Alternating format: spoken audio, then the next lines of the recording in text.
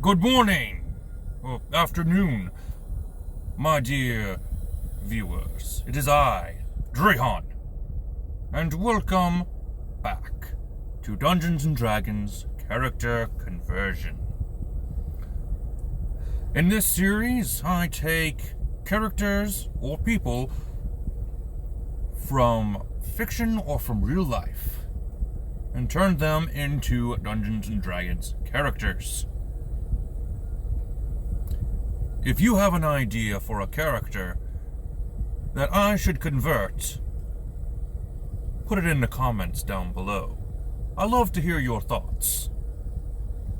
Anyway, today we are talking about Siegfried and Nightmare from the Soul Calibur series. I'm sure you know what this game is. I'm sure you know who these characters are.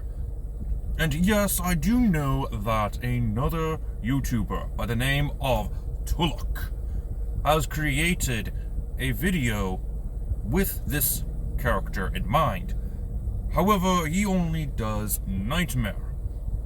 While his video was great, I feel that he missed a few things. So, go ahead and watch his video. But for now, let us continue with the build. We're going to go ahead and start off with Siegfried. And we're going to be using stats by the point buy system, which we have here. We're going to be using a strength-based build. So we're going to go ahead and keep our strength high. We'll have a 14 on strength. Dexterity is going to be a modest 10. Constitution will also be a 14 because we don't want our Siegfried to die quickly. Intelligence and Wisdom are going to be our lowest stats, but they're not going to be forgotten about. We're just going to keep them at a modest 9.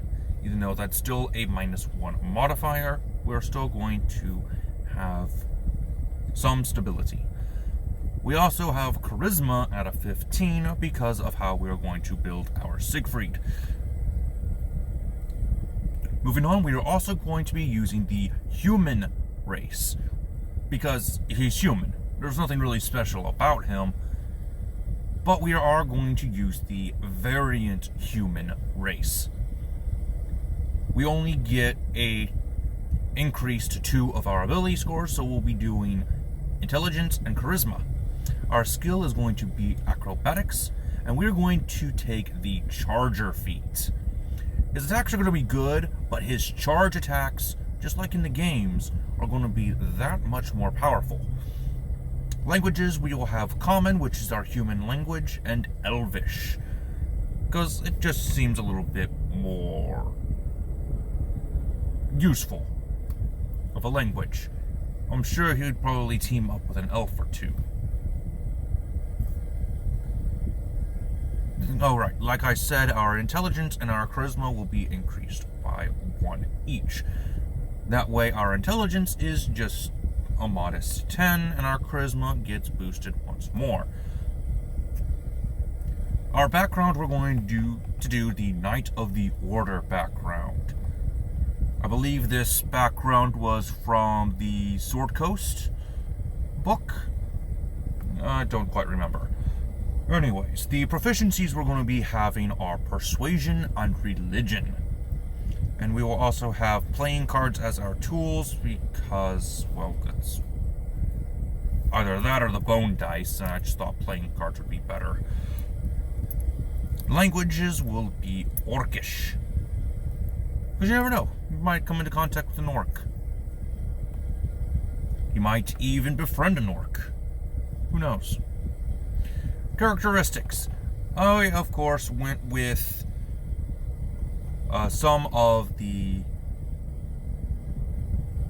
characteristics that can be found with the background that he has. Others can be from what he says in the games. But I think I just took everything from the characteristics provided for a Knight of the Order. Finally, we'll go ahead and give him his class. We are, of course, going to be taking the Paladin class.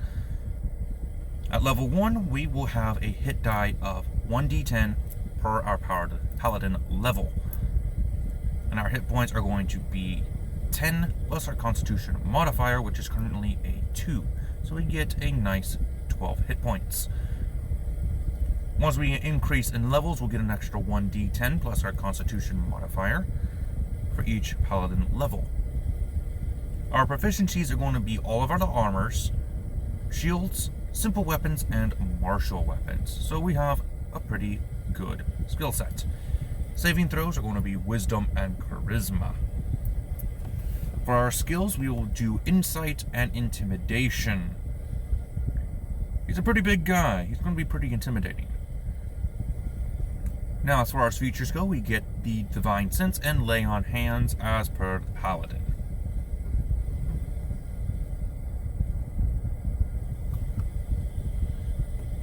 Alright, let's level up to a level 2 Paladin.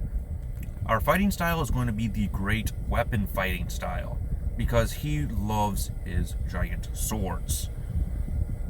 I don't remember the reason. We also get Spellcasting, as shown here with his Spell Save DC and Spell Attack modifier. We'll be going with the Charisma. We also get the Divine Smite feature to help us with our damage. Leveling up one more time in Paladin, we are going to take the Sacred Oath of Vengeance. Because of his father's death, he has vowed to find his father's killer and take vengeance. So, vengeance is the only thing that makes sense to me. We also get Channel Divinity, which will have the Abjure Enemy and Vow of Enmity. Leveling up once more, we are going to level 4. If you do not want to take a feat, go ahead and boost your stats for Strength and for Wisdom by 1 each. But to take a feat, we are going to go with the Great Weapon Master feat. No changes to our stats, but we will be able to make an extra melee attack after we make a critical hit or slay a creature.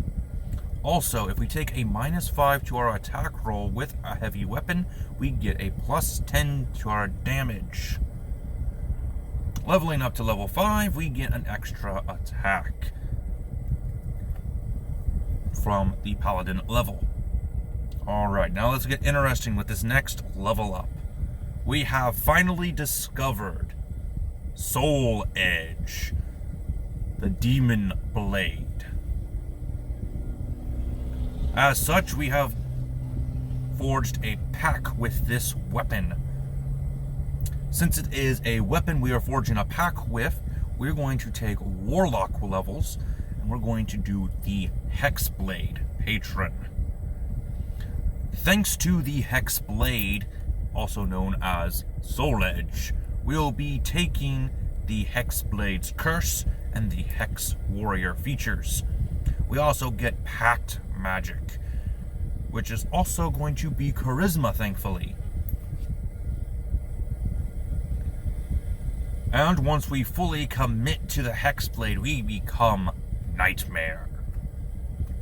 And we are going to have to make some changes to our character once we do so.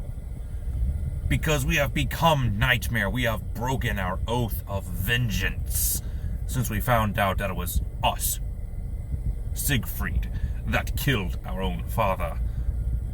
So, since we are now a broken Paladin oath, the Oathbreaker Paladin, we get to change our channel divinities to control undead and dreadful aspect. Also, we'll be changing our characteristics, which I went ahead and took some of the lines that Nightmare has said throughout his games to add to his character, to show that he has given in to the darkness that Soul Edge provides. Leveling up for Nightmare, we take another level in Warlock, giving us the Eldritch Invocations. We will be choosing Devil's Sight and Repelling Blast. Leveling up once more, we take another Warlock level. We get the Pact boon of Pact of the Blade. This way we are able to summon Soul Edge to us whenever we need to, and dismiss it when we don't need it. One more level up, we take the 4th level for Warlock. We can either go ahead and continue on our path of increasing our stats, giving us a 16 in Strength and a 17 in Charisma, or we can keep going with the feats and take the Sentinel feat. With the Sentinel, when you hit a creature with an opportunity attack, the creature's speed becomes 0 for the rest of the turn. Creatures provoke opportunity attacks from you even if they take the disengage action before leaving your reach. When a creature within 5 feet of you makes an attack against a target other than you, and that target doesn't have this feat, you can use your reaction to make a melee weapon attack against the attacking creature. This is the basic mechanics in the Soul Calibur games. There technically is no way for you to not provoke an opportunity attack. Also, if you do end up getting hit, you don't have any speed anymore. So this is perfect. Leveling up again, we are going to go ahead and take a level in Paladin once more, giving us the Aura of Protection. Leveling up again, we get the Aura of Hate in the Paladin section. One more Paladin level will give us some ability score improvements. If we have taken feats thus far, we will have a 15 in Strength and a 10 in Wisdom. Otherwise, just go ahead and take 2 in the Constitution. Leveling up 2 more times, you're going to go ahead and skip ahead since just 1 is not going to do us anything. We're taking 2 levels in Paladin, which will give us our Aura of Courage. Leveling up once more, we'll get improved Divine Smite from our Paladin at level 11. Another level up, level 12 Paladin will give us an increase in our stats once more since we have no need for the feats. We'll go ahead and take 1 to Strength and 1 to Constitution. If we have not gotten any feats thus far, go ahead and increase your Strength and your Charisma. Another 2 times, we have 14 levels in Paladin now, which gives us our Cleansing Touch. Leveling up once more, we now have Supernatural Resistance thanks to our Paladin. We now have a total of 19 levels. At some points, we're going to end up losing Soul Edge. Whether one of our colleagues has ripped it from our grasps and finally freed us of its curse, or we discard it ourselves. So we're going to have to make some adjustments to our character once more since we no longer have a pact with Soul Edge. These alterations, we for now will have no access to our Warlock spells or features.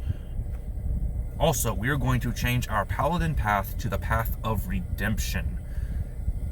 Although the Path of Redemption seems to be the weakest of the oaths, in my opinion, it makes the most sense for Siegfried to take. Now, our channel divinity is now Emissary of Peace and Rebuke the Violent. We also get Aura of the Guardian and Protective Spirit.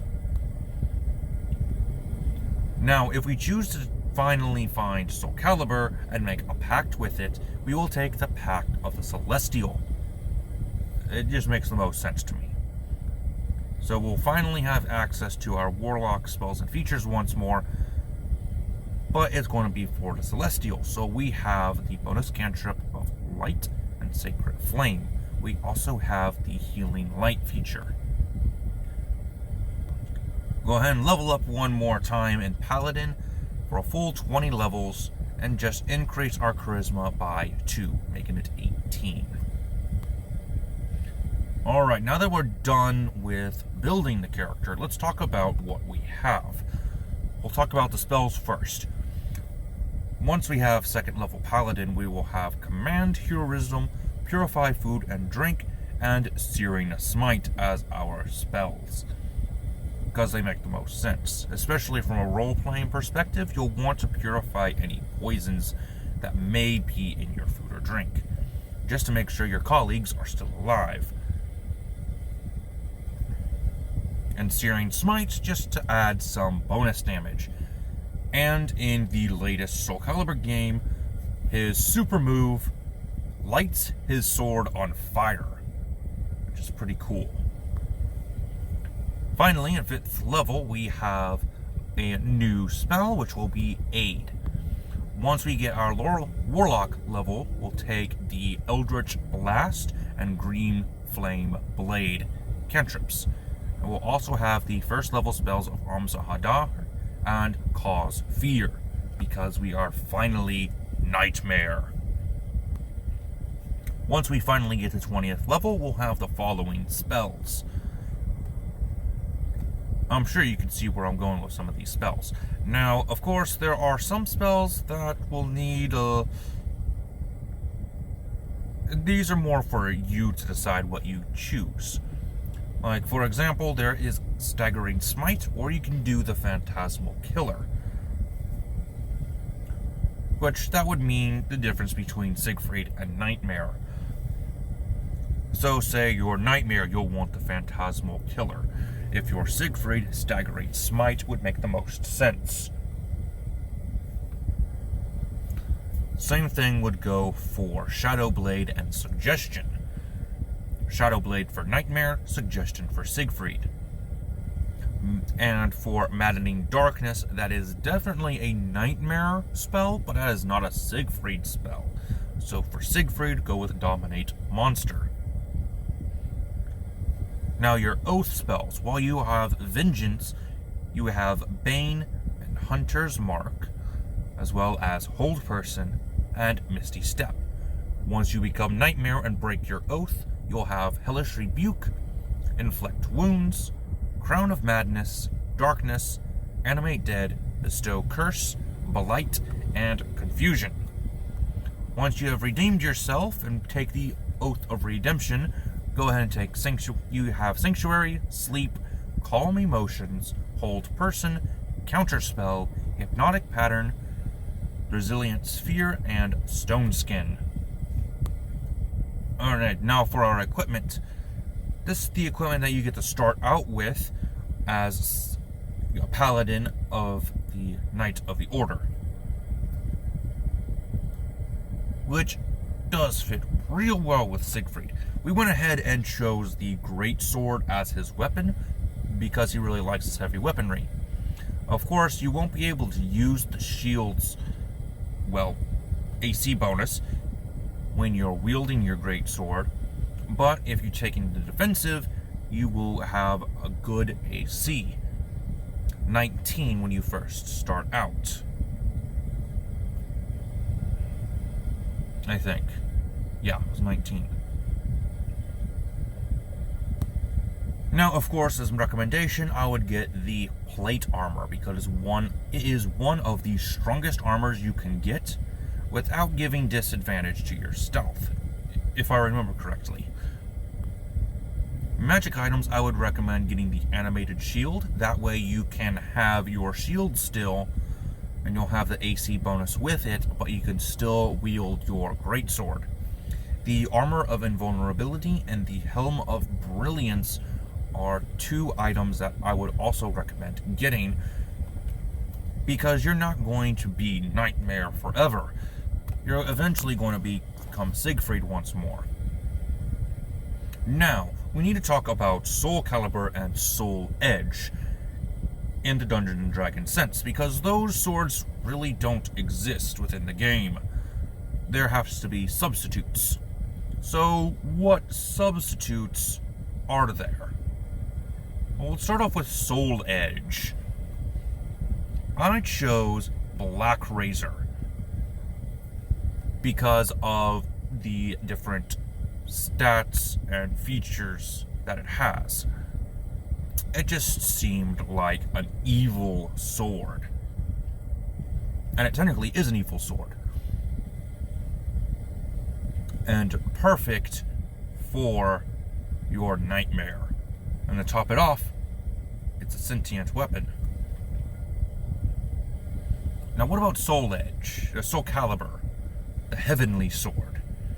Well, this is stretching it a little bit, but I thought Soul Calibur best fit the Moonblade. Which, like I said, it's a bit of a stretch, but I thought it would fit. Just like Soul Edge, the features of the Moonblade match decently well with Soul Calibur. Not only that, with the Moonblade, its stats can vary between Moonblades. Again, you'll have to work with your Dungeon Master on this one to get some good features for your Moonblade. Alright, let's go ahead and talk about some alternate options for your Siegfried, because not all games are going to be the same. You might have a Dungeon Master that takes a more modern setting, so I would say this oath here, which is more of a homebrew oath from what I gather, but it is called the Oath of the Brotherhood, nicknamed the Broth. That's going to be the worst name ever. Anyway, this actually would fit with a Siegfried of a more modern era. Of course, this is up to you and your Dungeon Master. Now, there is another sword I want to talk about for a Soul Calibur, and that would be the Sword of Kos. Oh, Drayhan, the Sword of Kos, that's an evil blade. Why would you choose that sword for Soul Calibur? Well, in the last game, Soul Calibur was pretty evil. And technically speaking, Soul Calibur is a fragment of Soul Edge. So, it is evil as well, in a way. And the Sword of Kos actually has similar motivations to Soul Calibur. It wants to get rid of another evil artifact. In Sword of Kos's case, it's technically wanting to get rid of the eye and hand of Vecna, but it is a sentient weapon that has basically a soul inside of it, and it wants to destroy an evil item. So I thought the Sword of Kos would also be a good fit for Soul Calibur. Of course, if you were to take the Sword of Kos, instead of doing a Celestial Pact, keep the Hexblade Patron, because this is once again a weapon. Now that's all I have time for today. If you enjoyed, please leave a like down below. Until next time, this has been Drayhan, and I am offline.